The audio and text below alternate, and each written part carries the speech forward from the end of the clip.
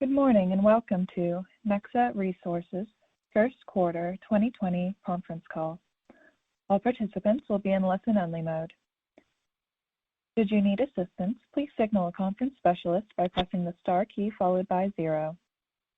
After today's presentation, there will be an opportunity to ask questions. To ask a question, you may press star then 1 on your telephone keypad. To withdraw your question, please press star then 2. The presenters in this call are Mr. Tito Martins, CEO of Nexa Resources, Mr. Rodrigo Menech, CFO of Nexa Resources, and Ms. Roberta Varela, Head of Investor Relations. Please note this event is being recorded. I would now like to turn the conference over to Mr. Tito Martins. Please go ahead. Thank you. Good morning and good afternoon, everyone. I hope you and your families are doing fine in a time so complex for our lives. Thank you for being here in another Nexa's earnings conference call. Today, we'll be talking about our results for the first quarter of 2020. Please, let's move to slide 3, where we will begin our presentation. On slides 3, 4, and 5, I will comment on the measures we have taken in response to COVID-19 outbreak. We are living in an unprecedented scenario that should not only affect the way we manage our business, but it will also affect our personal lives. What does not change, and is part of our core value, is our commitment to protect and preserve the well-being of our people and our host communities. We think our reaction to the COVID-19 escalation was actually quick. Even before the authorities in Peru and Brazil started to take measures to deal with the coronavirus outbreak, we decided to set up a crisis committee to carry out preventive procedures in our operations and offices. It was clear for us we should look at the health and safety of our people, and we needed to preserve the continuity of our business. A strong communication plan addressing our workers and the stakeholders was implemented, and we also decided for additional safety measures in all our operations. Here, we have some examples. Social distance, increased site cleaning and hygiene services, health screening and fever monitoring, non-essential site personnel, risk group, and corporate employees all working remotely, restriction of external visitors, suspension of non-essential business trips and events, health and well-being programs developed to target COVID-19 related issues, and the increase of the use of technology to manage our business. I'm sure everybody here never thought we would be working and running businesses as we are doing today, with a lot of technological support. Now please move to slide 4. We are also strengthening the relationship with our host communities and local governments. In Brazil, we provide medical equipment, kits for medical assistance, and technical support in the locations where we operate. In Peru, given the state of emergency, we have managed to provide some supplies, such as food and medicines. Some of these initiatives were done in partnership with Votorantim Institute, which provides some financial support. We are also keeping a regular communication with the local authorities, trying to help them on the combat of the COVID-19 and to get their support for the continuity of our operations. Now please turn to slide 5. In response to the measures announced by the Peruvian government, we maintain our mining activities limited to the critical operations from March 18 until May 11. Regarding Cajamarquilla smelter, we were able to secure some raw material supply, and given the limitation of the workforce, we had to operate at reduced rates. During this period, mining and smelting in Brazil operates at normal levels without any interruptions. As most of you, our corporate areas in Brazil and Peru are using home office, and surprisingly, we've seen productivity improvements in some of them. To navigate this uncertain global scenario, we have proactively taken measures to strengthen our balance and improve our cash flow. CapEx was reduced more than $100 million, and the total CapEx now for the year is $300 million. Non-essential activities were suspended, such as greenfield projects and development and exploration investments. The only exception among the greenfield projects is Magistral, which is in the advanced stage of the FEL3 phase. On top of that, we are estimating cost savings of something around $20 million, basically related to bonus suspension, travel expenses, and third-party services. It's important to mention our board members are reducing their remuneration by 20%. These amounts will be added to the resources Nexa is using to combat COVID-19. Now, I would like to pass to Rodrigo Menck, our CFO, who will comment on the measures adopted to improve our liquidity. Menck, please. Thank you, Tito, and good morning, everyone. I'm on slide 6 now. As you know, prior to the COVID-19 escalation and taking into account our strong cash position, we approved in February the payment of $50 million of dividends to shareholders.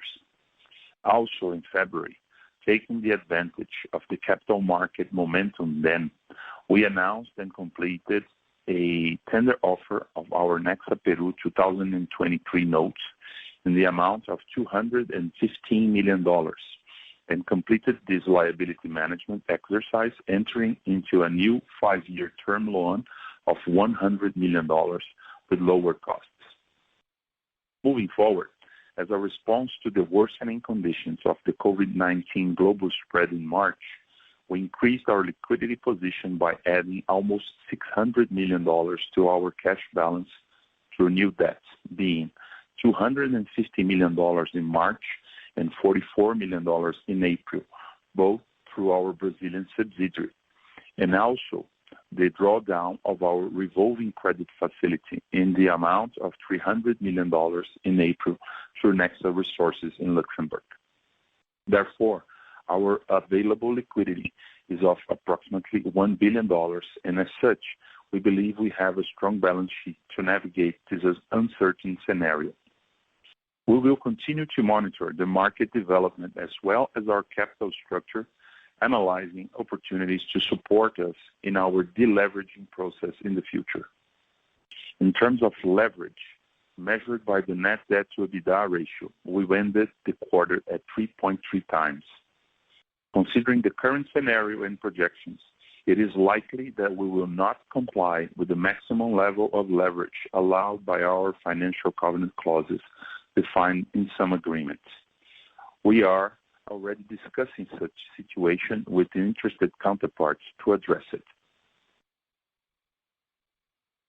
Moving to slides 7 and 8, I will comment on our revised guidance for 2020. But before discussing guidance, I would like to comment on our assumptions behind the scenario.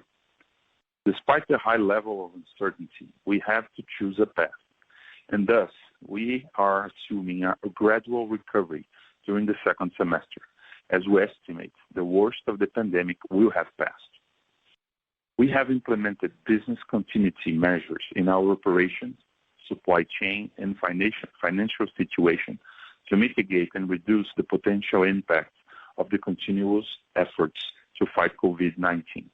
But we still estimate having restriction protocols to access our mines, particularly in Peru, which will affect our operating rates. So now turning to slide 7, I will comment our mining segment guidance for 2020. Zinc production is estimated to be between 300 and 335,000 tons, down 11% from previous estimates. The decrease in throughput should be partially offset by higher zinc grades though. The main assumptions behind our revised guidance are the suspension of production at the Peruvian mines of Cerro Lindo, Porvenir, and Atacocha from mid-March to May 10th. The restart of Cerro Lindo and El Porvenir production activities on May 11th, but assuming additional health and safety protocols that will limit our operational capacity and impose a ramp-up curve. Atacocha activities remaining suspended, and no change in our Brazilian operations. We estimate to continue running at normal levels in Brazil. Copper and lead production were then affected, and we forecast a reduction of 11,000 tons for copper and 17,000 tons for lead, considering the mid-range of the guidance. With regard to our 2020 cash cost guidance, it was revised considering changes such as this updated production in Peru, lower commodity prices, FX variations in Brazil and Peru, and higher treatment charges.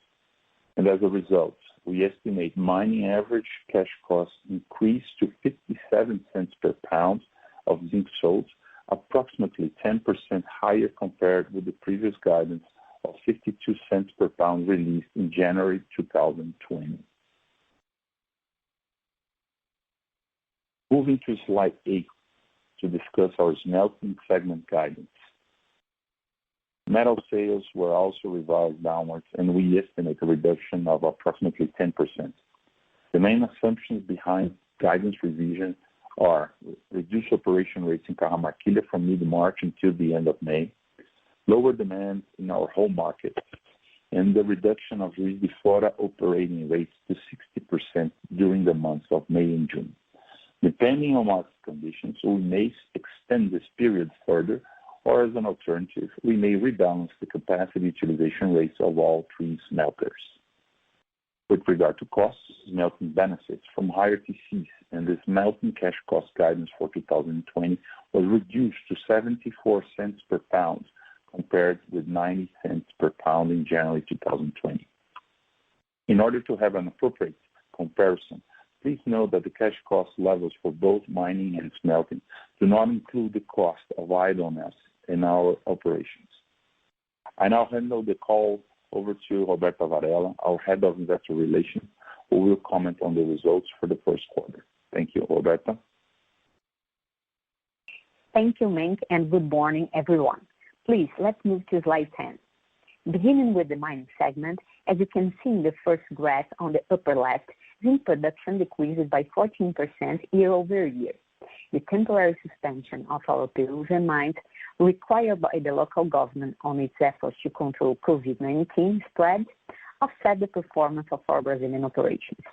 In respect to our smelting segment, first quarter metal sales were relatively flat, reflecting the still weak demand by mid-March. Consolidated net revenue was $442 million, down 22% year-over-year, primarily driven by the steep decline in LME prices. Turning to slide 11, we will comment on our consolidated EBITDA. Compared to the first quarter of 2019, adjusted EBITDA decreased 59% to $44 million. This performance is primarily explained by the negative price variation due to lower LME prices and changes in market prices in respect of quotation period adjustments, and the decrease in byproducts revenue due to lower volume and LME prices. These effects were partially offset by lower operating costs and expenses. The US dollar appreciation against Brazilian real had a positive impact of $14 million. Turning to slide 12. We will comment on mining segment performance. In first quarter of 2020, adjusted EBITDA was negative at $17 million, compared with $83 million a year ago. This decrease was primarily driven by market-related factors such as lower LME prices and higher treatment charges, with a negative variation impact of $64 million and $9 million respectively. Lower volumes, which were impacted by the temporary suspension in Peru, with a negative impact of $29 million, and lower byproduct credits, particularly in Peru, totaling $4 million. These negative effects were partially offset by lower operating costs and a decrease in mineral exploration project development expense. Looking to the graph at the bottom right, we present the global cash cost curve for zinc. Despite the challenging scenario, we remain well positioned at the beginning of the third quarter of the cash cost curve. Moving to this next slide. On this slide, we will discuss smelting segment performance. Different from mining, adjusted EBITDA increased over 100% to $61 million in first quarter of 2020. The increase was primarily driven by the positive net effect of $14 million related to changes in market prices in respect of quotation period adjustments, which offset lower LME zinc prices. The positive variation of $10 million due to higher treatment charges and lower operating costs, partly affected by Três Marias performance and lower energy prices. Market-related factors had a positive contribution on our smelting average cash cost, which decreased by 30% year-over-year to 80 cents per pound. Once again, the results of our smelting clearly shows the importance of the mine-smelting integration, reinforcing our strategic advantage of having smelters in our portfolio. We believe we are well positioned to mitigate the risks and capture the opportunities of the commodity cycle. Looking to the graph at the bottom right, we present the global cash cost curve for zinc smelters and Nexa's position at the beginning of the second quartile of the curve. Moving to the next slide. On slide 14, we present Nexa's free cash flow generation. Starting from our $44 million adjusted EBITDA, we had a negative change in working capital of $68 million, driven by a decrease in average supplier terms. We spent $39 million in sustaining capex and another $27 million in interest paid and taxes. As a result, cash flow before expansion projects was negative $19 million. Non-sustaining capex, which includes our expansion projects that will contribute to additional cash generation in future, amounted to $46 million. During the quarter, we also paid $15 million in dividends in March, which were approved in February, and amortized a net of $39 million in lower than financing, which led to a negative cash flow of $246 million. Moving forward, we have adopted measures to improve our cash flow by reducing our investments and costs. I will now turn over the call to Tito, who will continue our presentation. Thanks. Please turn to slide 16 and 17. Here, we'll comment the Aripuanã project. As previously announced, we are working on a rebaseline of the project. Production is now scheduled to start in the third quarter of 2021. Of course, the rebaseline is subject to a successful execution of the updated plan, and it's also subject to COVID-19 outbreak extent. For 2020, we revised our CapEx plan and we estimate to invest something close to $200 million. The updated CapEx contemplates a foreign exchange gain of $50 million, which offset the estimated increase in costs. In the first quarter of 2020, $29 million were invested in the project. Aripuanã is a highly profitable project, and we will work it in our capital allocation strategy to balance our resource and keep its development unchanged. As you know, Aripuanã is located in a remote area, and in light of the crisis we are facing, our stakeholders' agenda has been upgraded. Awareness campaigns were made. We have provided antibody tests and medical equipment, and many other initiatives related to the combat of COVID-19 have been implemented in the city. A strong protocol for mobilization and incoming site personnel was also set. Please move to slide 18. I'm going to make some comments about our pipeline of projects. As I previously mentioned, in response to COVID-19, we reassess our capital allocation strategy and decide to put on hold our greenfield projects and some exploration plans. Exemption for Magistral, which is in FEL 3 stage. Its feasibility study work is advancing, but may face delays due to the current conditions. Some of the needed work at site cannot be performed until the end of the restriction imposed by the lockdown in Peru. Anyway, we are still considering the conclusion of the FEL 3 in the second half of 2020. The pre-feasibility studies at Chalipite and Puca were both placed on hold.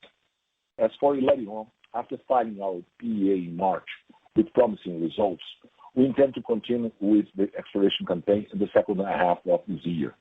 Of course, if market conditions and cash generation allow us to do so. Moving to our last slides.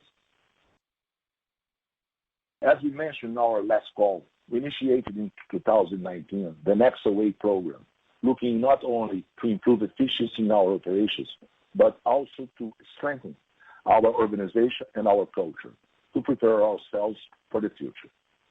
It allowed us to build solid foundations to navigate this crisis we are seeing now. We have rapidly responded to COVID-19 escalation, being able to mitigate any potential impact in our operations, in our financials, and in our supply chain. We managed to support our host communities and local governments in different fronts. The short-term scenario is very challenging, and we need to guarantee the sustainability of our business in the long run. We expect to continue delivering our guidance and improve our results, especially in the second half of the year, when we expect the worst has passed. Our strategy has not changed. We remain committed in building the mine of the future, supported by our operational and financial discipline with a high qualified team. Thank you all for your time, and let's move to the Q&A session. We will now begin the question and answer session. To ask a question, you may press star then one on your touch-tone phone. If you are using a speakerphone, please pick up your handset before pressing the keys. To withdraw your question, please press star then two. At this time, we will pause momentarily to assemble our roster. Our first question comes from Carlos de Alba with Morgan Stanley. Please go ahead. Yeah, good morning, everyone. Hopefully you guys and your families are safe and healthy. So my first question, if I may, has to do with the financial covenants. If you could maybe remind us what the current covenants are and what is the status of the discussions that you're having with the relevant parties in trying to structure them, and do you expect what is the amount, if any, of fees or penalties that you expect you may incur as you refinance or rearrange these covenants? And then, given what your liquidity definitely has improved significantly, your net debt also has increased, so the leverage has gone up. Are there any plans to either sell projects or potentially raise equity just to strengthen the balance sheet, or you don't think that is necessary, given that the mines in Peru are starting to restart, are starting to produce again, as we speak? And then another part of my questions, if I may, is related to the impact of the idle capacity. I noticed that in the cash cost guidance of 59 cents for the mining operations, this cost of idle capacity, or the impact on cost of idle capacity, is not included. Can you maybe talk about how much do you expect that impact to be, and if it is, where do you plan on book these? Is it going to be spread between COGS and expenses, or is it going to be mostly in COGS? Thank you very much. Hello, Carlos. It's Rodrigo Menck here. Thank you for participating. I hope all of you in the call are safe and well with your families. Well, Carlos, first of all, financial covenants. We have in 4 agreements with 9 counterparts. It's equivalent to 25% of our debt.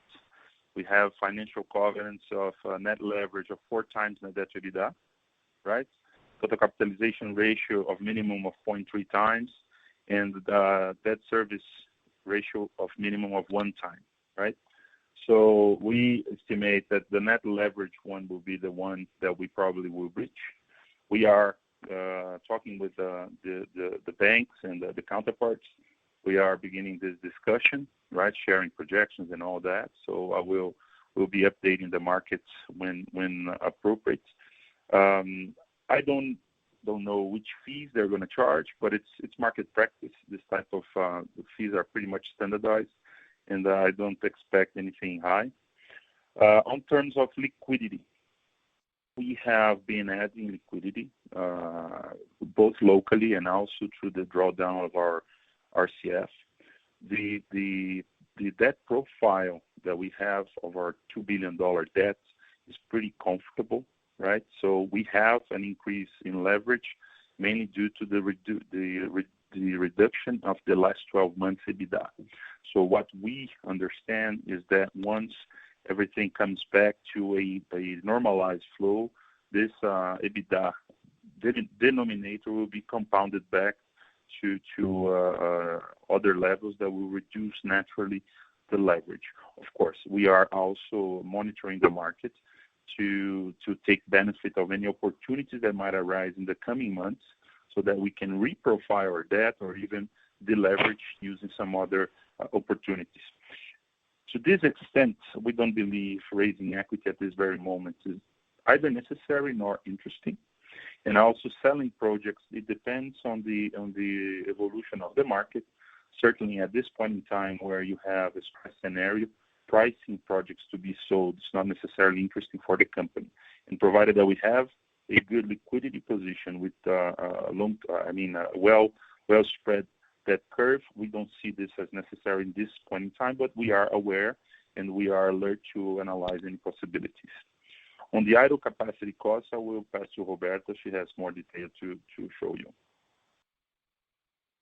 Hey, Carlos, good morning. In terms of the idle costs, it's included in our cost of sales. We have a note in our earnings release. We exclude from our cash cost guidance in order to better compare from the estimates that we provide in January. But we also add this in our earnings. So I would say almost 15 days that we have our mine suspended, it costs us around $11 million and $2 million for the smelter. So it could be a good reference for you, considering now that you have a month, a little bit more than a month, April until May 10th, so can be a reference for you in terms of the cash cost.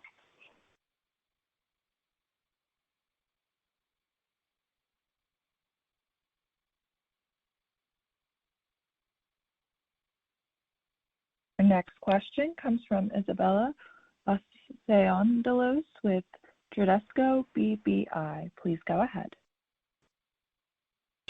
Hi, good morning, everyone. Can you hear me well? Yes, go ahead, please. Okay, great. Thank you. I hope you are all doing well. So I have two questions here. So first, could you please comment on how demand within the key end-use markets for zinc has been developing so far in the second quarter, and also, versus your initial expectations going into the crisis?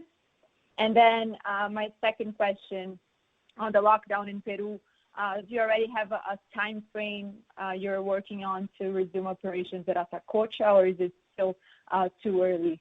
These are my two questions. Thank you. Thank you for your questions, Isabella.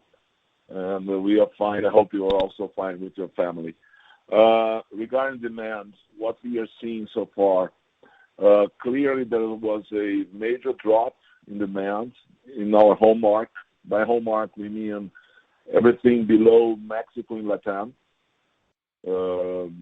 Brazilian customers, Argentinian customers, they are not doing well.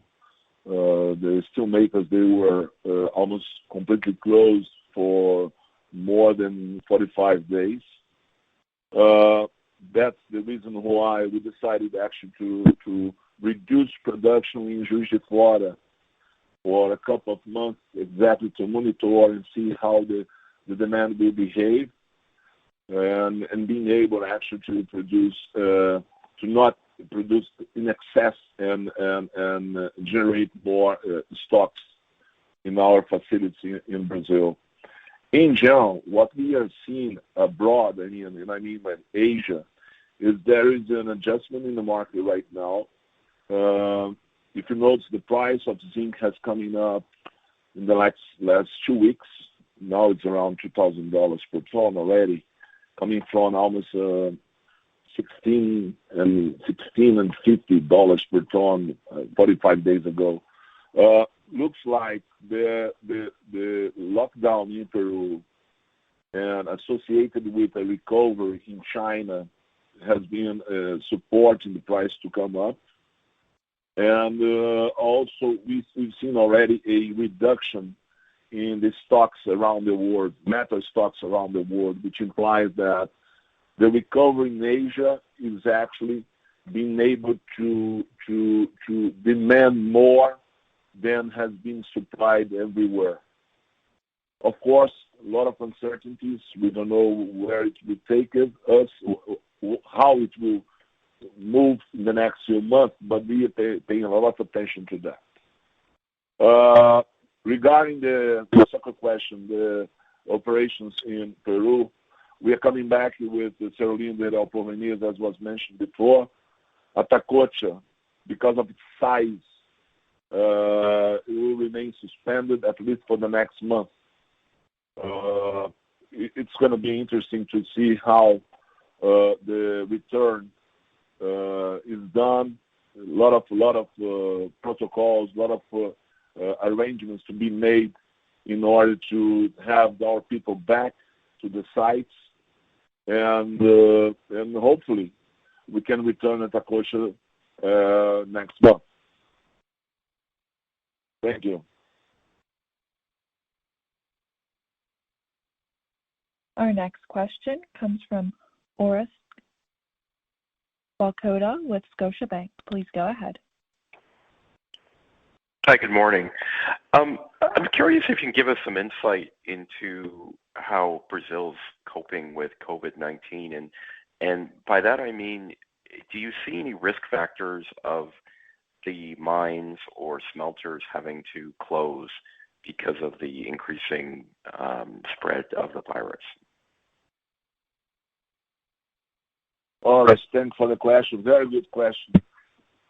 Brazil is having not a one case with the COVID-19. Actually, we can split the country in many different areas. The impact of the outbreak is different from state to state. Of course, the big cities like São Paulo and Rio has been more affected, and we also saw some impact, huge impact in the north of the country. Surprisingly, Minas State, where we are located, has not been impacted yet. We are running a lot of different protocols. We've been in direct contact with the local authorities. We've been very supportive to the local authorities. Even some of our internal protocols we are applying to the cities we are located. You have to remember that some of the cities are very small. So in some ways, you can actually control it. To say that we would not have been impacted is very difficult now. What I can tell you, so far in Brazil, we had within our sites and our operations just one case of contamination, which actually was in São Paulo. So we haven't had anybody in our operations in Juiz de Fora, Três Marias, Vazante, and Paracatu affected yet. We set protocols. We are testing people regularly, but we haven't seen anything yet. So we have to wait and see how the situation evolves along the next few months. Hopefully we can control it. Risks for lockdowns may be in the big cities. There are rumors that Rio will implement it. São Paulo also may go for that.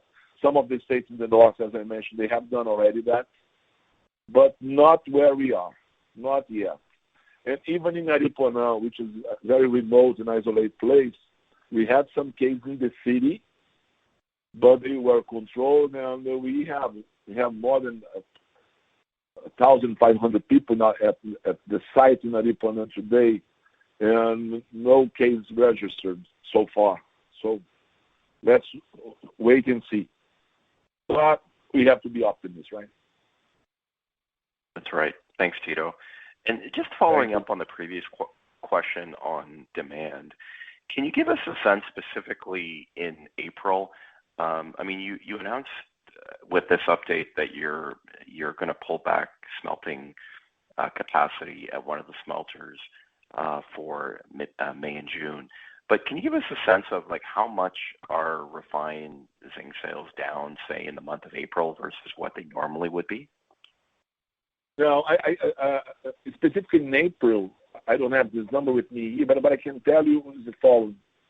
Based on what we've seen so far, we saw a potential drop in demand in our home market around 17% until the end of the year.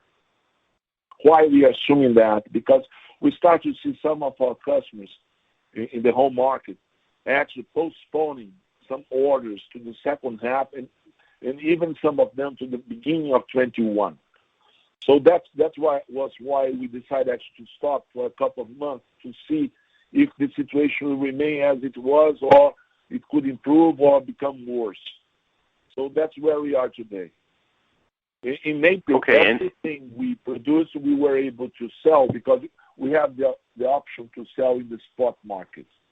In assuming that we would reduce production in May and June in Juiz de Fora, we are trying to balance how much we are producing, how much we are selling in the spot market, and not taking the risk to actually producing more and be forced to sell with some losses in the spot market, and investing in working capital as well. Okay. And just finally then, if you're assuming a 17% demand reduction this year in your home market, does that leave the door open then to reduce smelting production even more? We have to see. I hope no. Okay. If we calibrate with the reduction that we have implemented in Juiz de Fora, we should be able to deal with that. Once more, it will depend a lot in how much we will actually be able to ship to other markets. It's unprecedented situation we are living right now in Juiz de Fora, and decision was made basically to reduce production and evaluate how the market will behave in order to avoid an excess of production in the short term. We may go for full production everywhere because, as I said, we have the spot market if our traditional customers decide to delay and postpone some of the orders. But it was just a measure, a conservative approach in order to check what's going on. It's completely new for everybody. It's the first time. I've been here for 8 years. We never had to actually reduce production in the smelters. It's the first time. We always operate in full capacity. We are doing that because we were really afraid of having a excess of working capital. Okay. Thanks, Tito. And then just finally, the costs, the maintenance costs for the closed capacity, is that going to be put through as OPEX or CAPEX in the second quarter in terms of these standby fees? OPEX. I'm not wrong. Thank you. Yeah.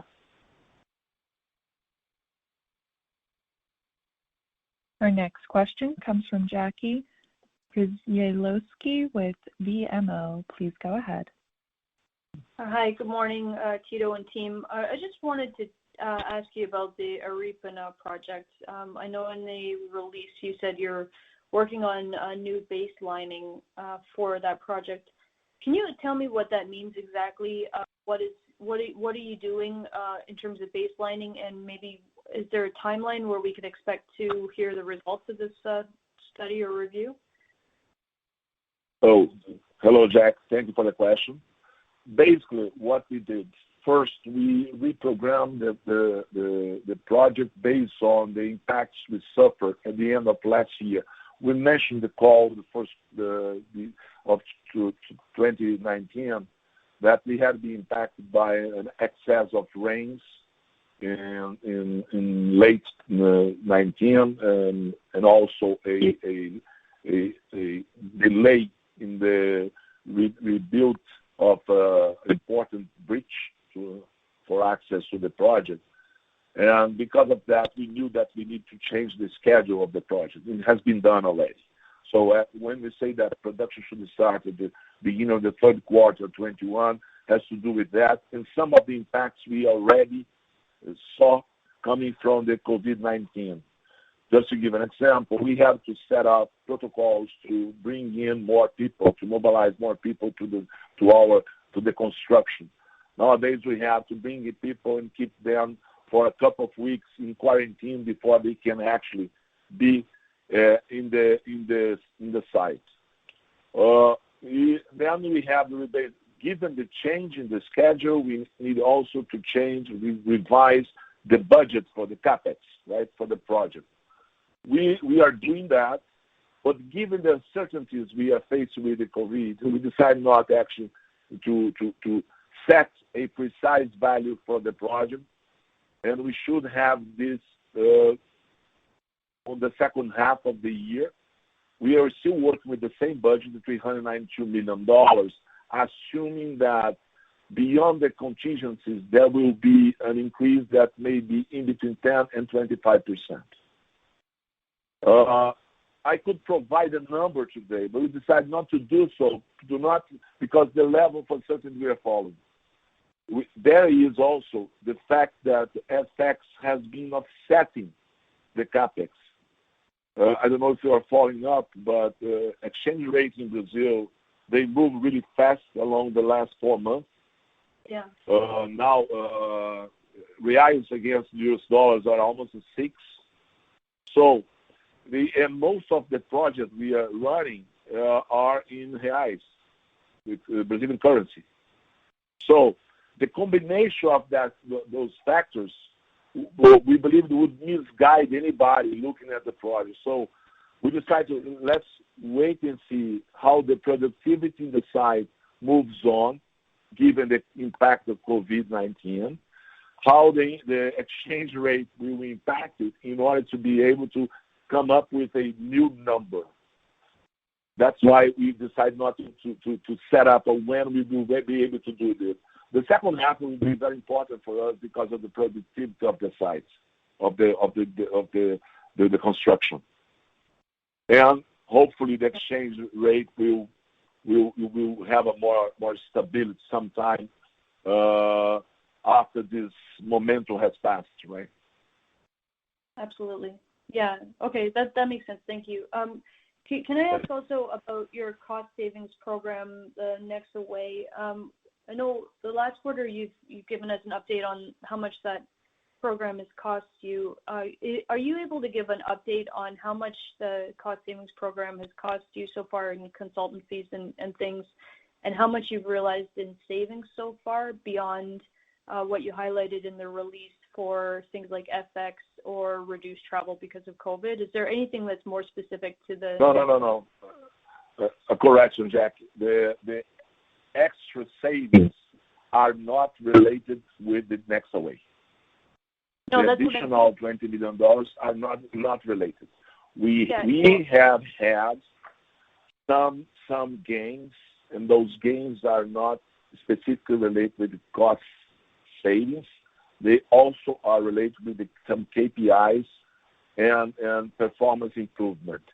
That's why we are saying that the $120 million we were expecting to see along 2020 may not be reached or achieved until 2021 because of this, the parameters we were using, they were affected. When you calculate the potential gain you're going to make improving for example, recovery in one of your plants has to do with the price you're using to define that. As price they dropped dramatically and some of the external factors are affecting our results, the numbers became a little bit messy. We are still assuming that we can reach $120 million in gains with Nexa Way, but not only with cost savings and not necessarily only in 2020. In the first quarter, those gains were $21 million. They are embedded in the results of the first quarter. The savings we'll have with the SG&A, the $20 million, will happen along the year.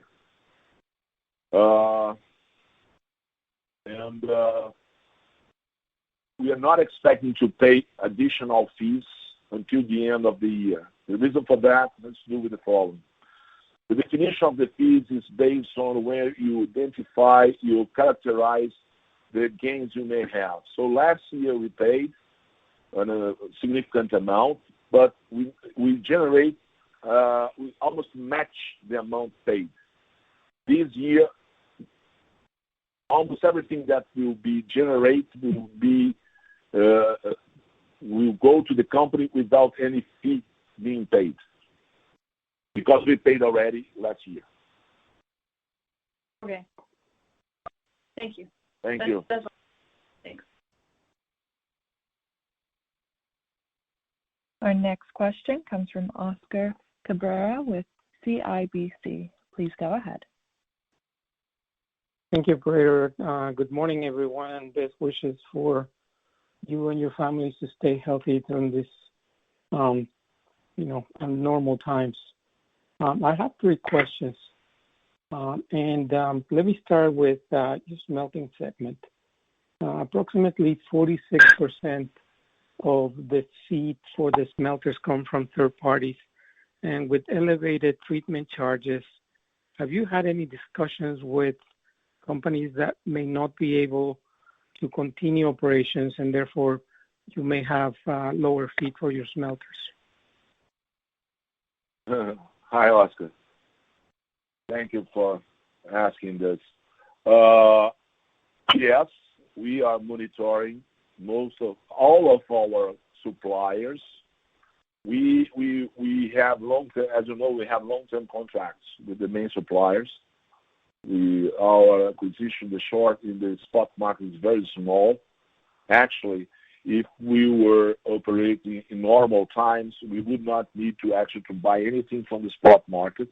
We did that last month because of the shutdown in Peru. So some of our suppliers were not able to supply, so we had to look for stocks available from other sources.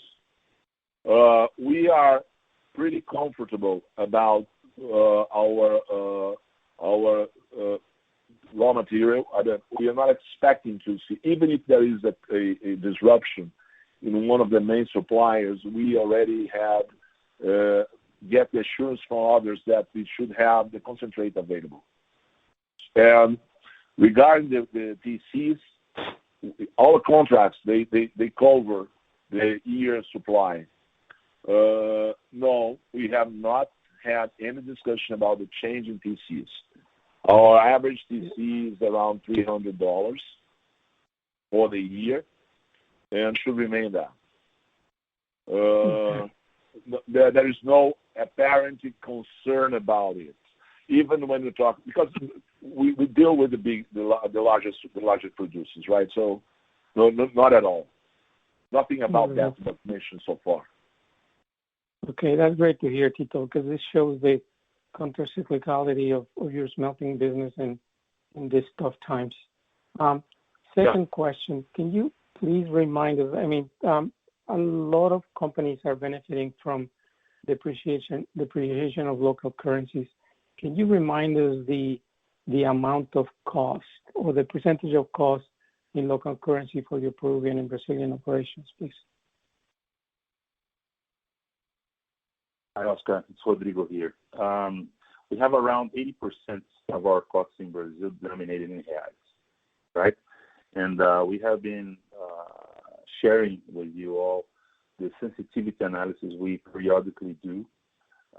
We have approximately a $7 to $8 million EBITDA impact for each 10 cents of FX in the Brazilian reais, the variation in the FX rate, approximately. Is that covering what we were asking? Yeah, that's for Brazil, for Peru. In Peru, it's 80. It's the other way around. It's approximately 80% in U.S. dollars. As you know, the Peruvian economy is much more dollarized than the Brazilian one. So in Peru, we have less impact of the FX rate because of the FX rate, and the FX rate there varies a lot less. Just to have a comparison, ever since the beginning of this more volatile times, the Peruvian currency has varied like 15 cents from 3.30 to 3.45 approximately. On the other hand, in Brazil, you have seen where we are. So we are coming up to those levels to 6 reais per dollar. So it's really different the mechanics. Right. Yeah. Thank you. Then on the sustaining capital deferrals of around $40 million, Can you just give us an idea of where those savings are coming from? And how should we think about the when you'll be spending this capital if things return to normal in the second half of this year?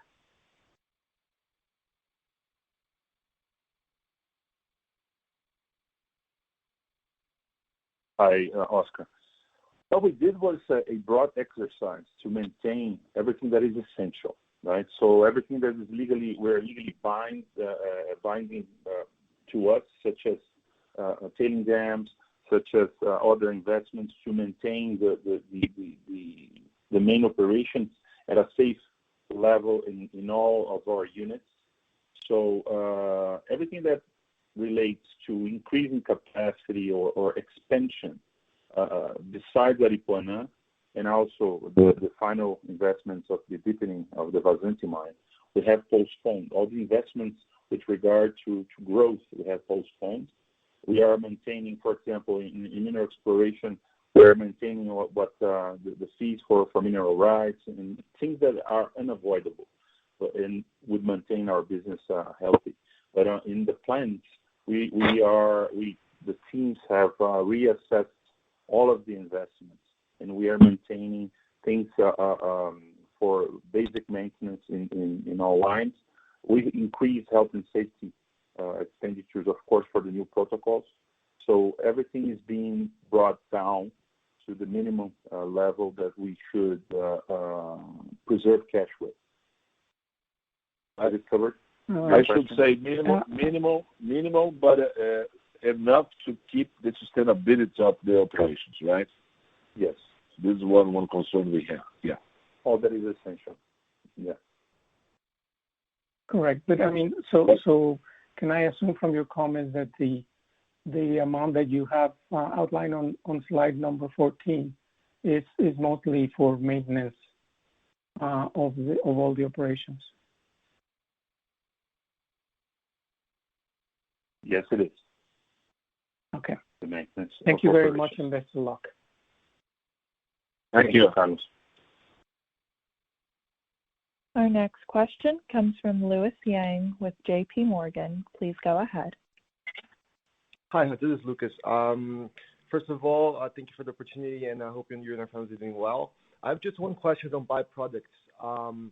We noticed that the majority of the byproducts production right in 2019 came from your Peruvian operations. So besides lower zinc production, is it fair to assume a very sharp decrease in byproducts volumes in the second quarter, or is there inventories that can compensate that? Thank you.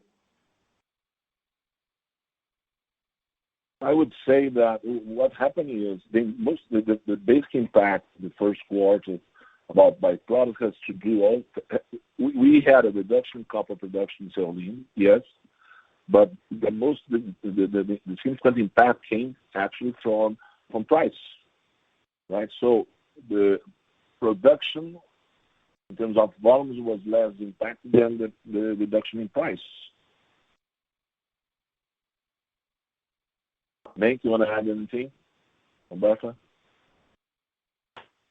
No demand impact. Yep.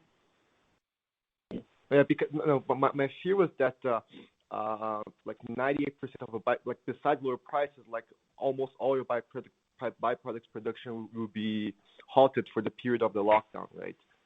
Is that is it like a correct assumption? Yes, it is. I'm not sure I understand. For the Peruvian mines, yes.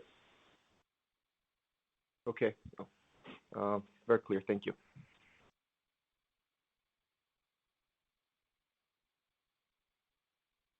Our next question is a follow-up from Carlos de Alba with Morgan Stanley. Please go ahead. Yeah, thanks again. Tito, I wanted to explore a little bit in more detail the 17% decline, potential decline that you see in zinc demand in Nexa's home markets. Could you maybe elaborate if this 17% applies to all of those end markets, or is more, or you see differences between the auto sector and construction, or some of the other important relevant markets? All sectors. Because what happened is mostly our main customers are the steel makers, right? and they are the suppliers to the different sectors, automakers and construction and so on. All of them were in some ways affected. For sure, automakers were the main ones because almost 100% of the Brazilian production was shut down for at least a month. I was reading yesterday, sales in April in the auto business were down 98%. They went back to 1954, the year of 1954. It's amazing. But we know for sure that the other steel makers also closed, those who supply to construction or infrastructure. So, and the direct use of zinc was also affected. I mean, die casting and everything was affected everywhere. I mean, through Latam, everywhere. Okay. And then Nexa continued to pay dividends in this past quarter. How should we think about dividends for the remainder of the year, given the situation in which we are all living and in which the company is operating? Hi, Carlos. Thanks, Rodrigo. For this year, no more payments. We usually pay once a year in March. So when we had this deliberation by the board in February, we were far from these volatile times that engulfed us. And once we disclosed it, it was already a commitment to the market, right? So we paid it, and now we don't have any more expectations of paying in the rest of the year. Okay. And then we have to see what's going to happen along 2020, right? The year that should never happen. Right, exactly. So just it's not my calendar anymore. I know. So just two final questions very quickly. What is the average capex of Aripuanã that is exposed to BRL? And second, we saw a big decline in El Porvenir cash cost in the second quarter. How do you see that in the coming quarters? Okay, first of all, Aripuanã, the expenditures are mainly in reais. So overall in the project, we had approximately 20% of the overall cost exposed to dollar. At that point in time when we began the project, we hedged the flow of the dollar disbursements, right? So it's pretty much what remains is pretty much in reais. Okay. On the Porvenir cash cost, I'll pass to Roberta. She has more detail. So, Carlos, we provide information in terms of the cash cost for the year, and so we are not seeing, in terms of year over year, not so many changes. And in terms of the first quarter, as we mentioned, so it excludes the items of Porvenir, and we also have byproducts here that affected our cash cost. But year over year should be aligned with the guidance that for the year should be aligned with the guidance that we provided. All right. And as Porvenir, that actually see a little bit of increase because of what we are considering in terms of the higher treatment charges and lower byproduct credits as well because of the lower metal prices. All right. Excellent. Thank you very much, everyone. Stay safe. Thank you. Thank you. Thank you, Carlos. This concludes our question and answer session. We will now hand over to Tito for his final remarks. Mr. Martins, please go ahead. Thank you. Before we end this call, I would like to call your attention for three important points.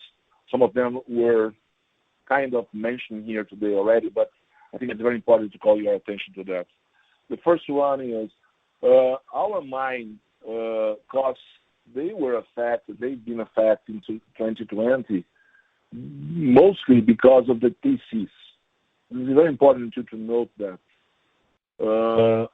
It looks like that the integration we have with the smelters not necessarily turns to be important when you look at the picture.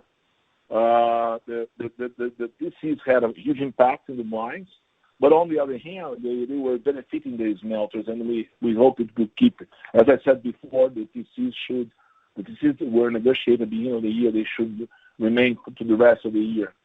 It's around $300 per ton. The second point has to do with the guidance, the new guidance we are providing. We actually decided to be very conservative, as was said today, and it has to do with the level of uncertainty we still have in terms of how many people will be able to return to the operations in Peru, how long we'll be able to operate, how fast we reach the full capacity. There was an interview given by the head of the Mining Association Peru a couple of days ago saying that most of the mines are coming back, assuming that they will be producing around with 80% capacity. We did pretty much that. I mean, we wanted to be conservative instead of actually throwing numbers that we don't know today if they will be achievable or not. I hope we can make more than using the guidance exactly because of that. It has to do with the challenges we have to face in the return and coping with the protocols we have to follow in order to keep our people healthy. And the third point has to do with Aripuanã. I explained already today why we did not come with a new capex for Aripuanã, but it's important to note that Aripuanã is a very good project. It's in the second quartile of the industry. It's moving okay in terms of the development. We already performed 39% of the project. We see it has a lot of potential. We have not come up with a new technical report, but we keep it drilling there. Just remind you, the project was approved considering 13 years of reserves, and we potentially can go beyond 20 years, given what we know today. So, and we are committed with the project. This is the future of Nexa. It's a challenge, but we can overcome it, and we believe we can do it. I would like once more to thank you for being here with us and wish you all the good, and we can go out of this bad situation in the abnormal life we are having very soon. Have a good day. Thank you. The conference is now concluded. Thank you for attending today's presentation. You may now disconnect.